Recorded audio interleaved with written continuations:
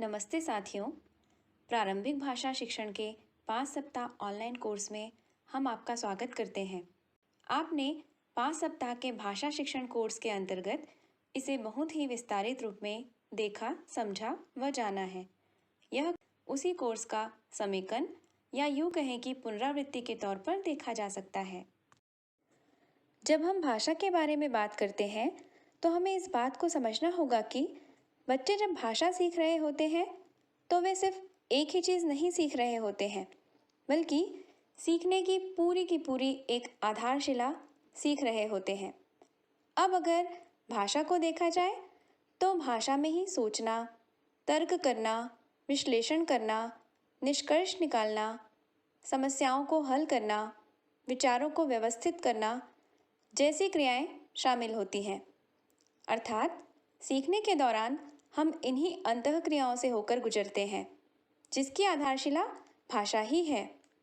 तो आइए कक्षाओं में भाषा शिक्षण की प्रचलित पद्धतियों पर एक नज़र डालें।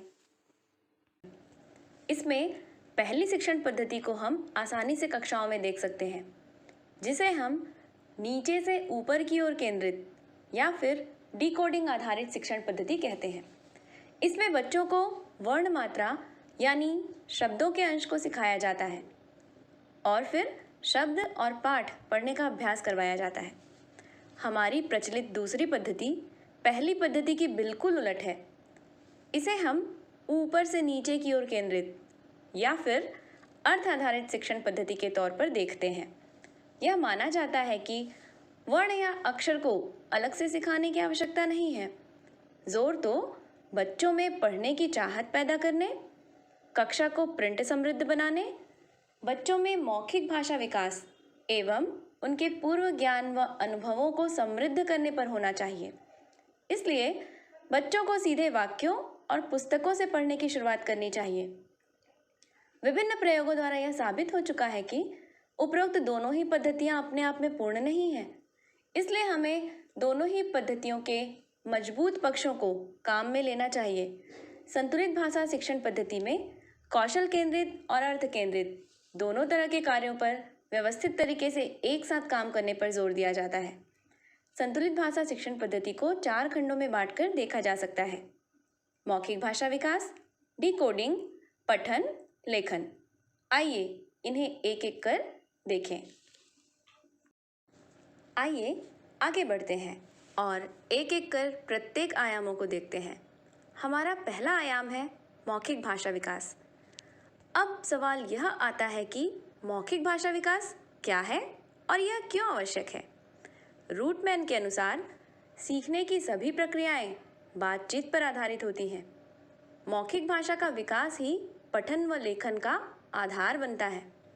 मौखिक भाषा में बोलना और सुनना शामिल है तथा इन शब्दों के पीछे बहुत सारी क्षमताएं छिपी होती हैं, जैसे सुनी हुई बात या पाठ को दोबारा सुनाना, बताना, प्रतिक्रिया देना, सोचने के लिए बातचीत का प्रयोग, प्रश्न पूछना, अनुमान लगाना व निष्कर्ष निकालना, मुख्य विचार पकड़ना, सहमति या असहमति जताना, अपने अनुभव साझा करना, नए शब्दों का प्रयोग करना एवं तर्क देना भी शामिल है।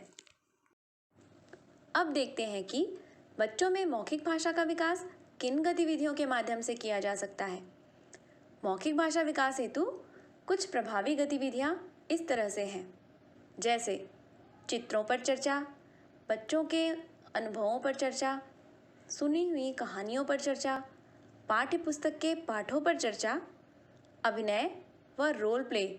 इसके साथ ही साथ साक्षात्कार का आयोजन सर्वेक्षण कार्यों के माध्यम से व मौखिक भाषा विकास के विभिन्न खेलों जैसे बूझो तो जाने, आसपास की खोज, खोजियों की खबर आदि, इन गतिविधियों की मदद से विस्तृत चर्चा के अवसर प्रदान कर हम बच्चों में मौखिक भाषा विकास कर सकते हैं। जैसे हमने मौखिक भाषा विकास के बारे में जाना, आइए अब अगले खंड को देखें। डिकोडिंग। डिकोडिंग है क्या?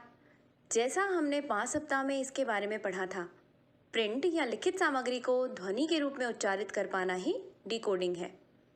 प्रिंट को डिकोड करना शुरू करने से पहले बहुत सारे अनुभव और कौशल ऐसे होते हैं जिनका विकास पूर्व प्राथमिक कक्षाओं अथवा कक्षा 1 के शुरुआती समय के दौरान किया जाना ज़रूरी होता है, जैसे मौखिक भाषा विकास, ध्वनि जागरूकता एवं प्रिंट चेतना।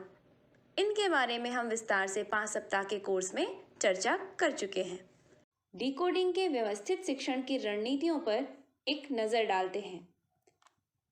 जैसा कि आप देख सकते हैं, डिकोडिंग के व्यवस्थित शिक्षण में ध्वनि जागरूकता का विकास करना, वर्ण या अक्षर के चिन्हों की ध्वनि पहचानना, ध्वनियों को जोड़कर शब्द बोलना या पढ़ना, स्वचालित शब्द पहचान की क्षमता का विकास, सुपरिचित अक्षरों व शब्दों वाले पाठ पढ़ने का अभ्यास, कई शब्दों को दृश्य शब्द के रूप में पढ़ते हुए प्रवाहपूर्वक डिकोडिंग कर पाना शामिल है। चलिए अब आगे बढ़ते हैं और समझ के साथ पढ़ने को समीकरण के द्वारा देखते हैं। जैसा कि समीकरण में हम देख सकते हैं कि समझ के साथ पढ़ना दो महत्वपूर्ण घटकों शब्द पहचान, जिसे हम डिकोडिंग भी कहते हैं, एवं भाषाई समझ के गुणा के रूप में दर्शाया गया है।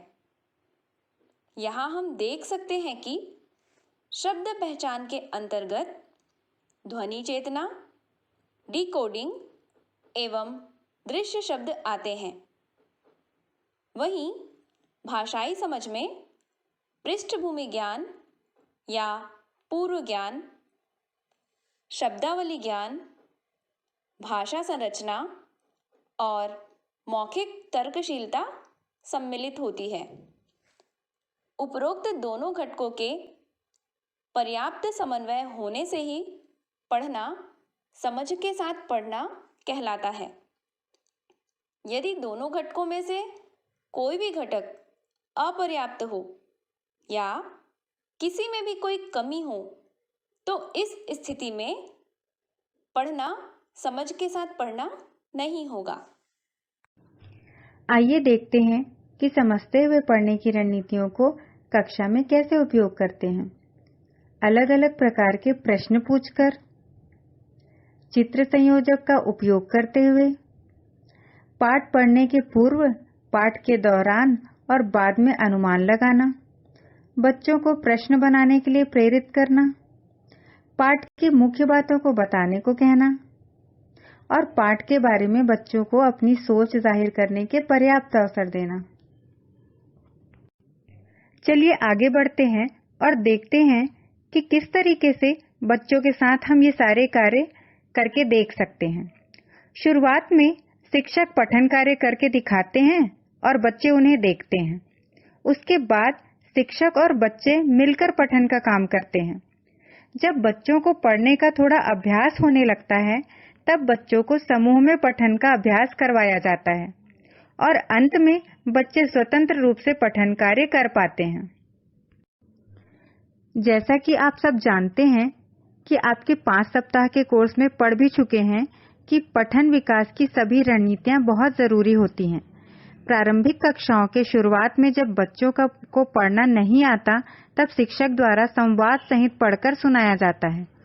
फिर शिक्षक बच्चों के साथ साझा पठन और संवेद पठन की गतिविधियां करते हैं और फिर शिक्षक के सहयोग से पढ़ने की जिम्मेदारी धीरे धीरे बच्चों की बढ़ती भागीदारी की तरफ जाती है और पठन मार्गदर्शन युक्त पठन जोड़ों में पठन से होता हुआ स्वतंत्र पठन की तरफ बढ़ता है।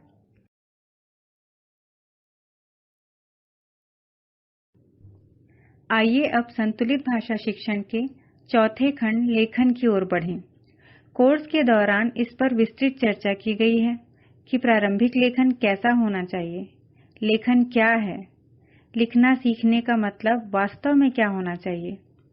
और हम सभी मानते हैं कि भाषा शिक्षण का उद्देश्य यह है कि बच्चे उत्साहित और स्वतंत्र लेखक बन पाएं और आत्मविश्वास के साथ अपनी बात सही ढंग से लिखकर व्यक्त कर सकें। साथियों, जैसा कि आप जानते हैं कि लेखन कौशल के 2 मुख्य घटक हैं। पहला बुनियादी लेखन कौशल, दूसरा उच्च स्तरीय लेखन कौशल। जहां बुनियादी लेखन में अक्षरों, मात्राओं की सही आकृति बनाना, शब्दों की सही वर्तनी सीखना, व्याकरण, विराम चिन्ह और वाक्य विन्यास का उचित प्रयोग बताया जाता है, वहीं पर उच्च स्तरीय कौशल में बच्चों को पाठ को पढ़ने के बाद या किसी विषय पर अपने सार्थक ढंग से अभिव्यक्ति कर पाना उच्च स्तरीय कौशल के अंतर्गत आता है। इन दोनों में संतुलन बनाकर लेखन कौशल का विकास कर सकते हैं। आइए अब हम लेखन विकास के विभिन्न स्तर की चर्चा करते हैं। यह आरंभ होती है उभरता लेखन से, जहां बच्चा गोदागादी, कीड़मकारी करता है, और डिकोडिंग संबंधी लेखन, जिसे हम परंपरागत लेखन कहते हैं, सीखता है। उसके बाद संरचनात्मक लेखन तथा अंत में स्वतंत्र लेखन की ओर बढ़ता जाता है। लेखन विकास के लिए हमें कक्षा में विभिन्न रणनीतियों का उपयोग करना होता है, जिसमें पहले शिक्षक स्वयं करते हैं, फिर शिक्षक और बच्चे समूह में करते हैं, और अंत में बच्चे स्वतंत्र रूप से करते हैं। इन तीनों प्रक्रियाओं को पूरा करने के लिए लेखन की रणनीतियों का सहारा लेते हैं, जैसे आदर्श लेखन, साझा लेखन, जोड़ों में या मार्गदर्शन युक्त लेखन और स्वतंत्र लेखन। इस प्रकार लेखन कौशल के उद्देश्यों को प्राप्त किया जा सकता है।